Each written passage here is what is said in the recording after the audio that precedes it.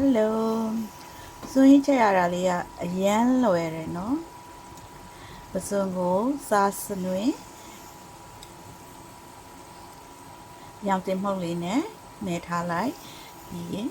ကျက်သွန်ပြူကျက်သွန်နီထောင်းထားတာဂျင်းလေးနဲ့ထောင်းထားတာလေးနဲ့အရင်စီတက်ပြီးလို့ရှိရင်ပစွန်လေးတွေကိုထည့်လိုက်ရုံပါပဲနော်ပြီးရင်တော့ငမြရည်လေးနည်းနည်းထည့်မယ်စုံနေရ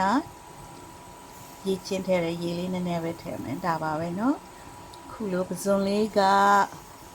ကွေးသွားပြီဆိုရင်တော့ကျက်ပါပြီเนาะကျွန်မ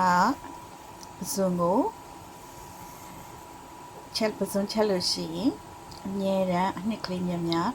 အနှစ်များ sorry စီလေးများထည့်ချက်တယ်เนาะပစွန်နေကုန်သွားလို့အစီလေးကြံလို့ရှိရင်အဲ့အစီလေးနဲ့ချမင်းကြော်ကိုချမင်းကြော်စားရင်လည်းအရန်ကိုစားလို့ကောင်းပါတယ်ပစွန်အကွေးငါအငွေ့တဲ့ပစွန်လေးကွေးသွားရင်ကျက်ပါပြီ